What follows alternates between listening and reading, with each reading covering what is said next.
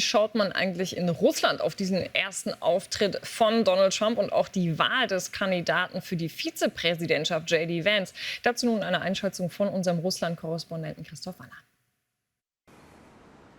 Wer ist dem Kreml lieber, Joe Biden oder Donald Trump? Ich war die ganzen letzten Wochen über der Meinung, dass Joe Biden Putin lieber wäre, weil der US-Präsident, wie das Putin auch einmal gesagt hat, ein Oldschool-Politiker ist, dessen Verhalten berechenbar ist. Und Trump ist ja eher jemand, der als unberechenbar gilt. Aber meine Meinung teilt keiner meiner Gesprächspartner hier in Moskau. Ich habe mich mit Menschen auf der Straße unterhalten, mit Beamten, mit Soziologen.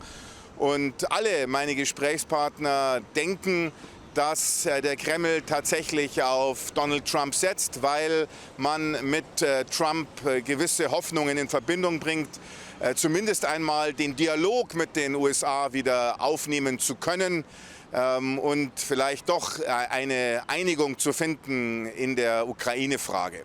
Das ist die Meinung meiner Gesprächspartner.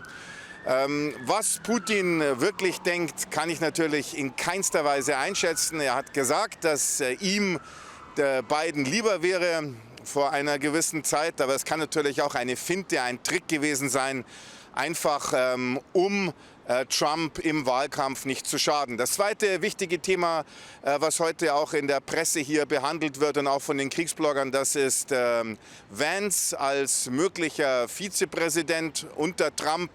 Und dessen Ukraine-Skepsis wird hier natürlich auch gesehen.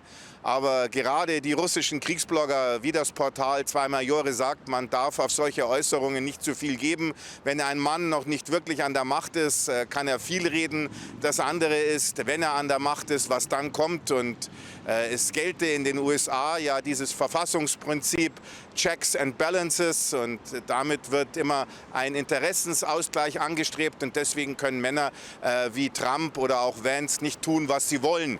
Und für Moskau gäbe es nur einen Weg, und ich zitiere jetzt das Portal Zwei Majore, si vis pacem parabellum, schreiben die Kollegen, wenn du den Frieden willst, dann rüste für den Krieg. Mit anderen Worten, die Amerikaner respektieren nur Stärke und Macht und sind auch nur bereit, mit denen zu reden, die eben einflussreich, mächtig oder, wenn man so will, stark sind.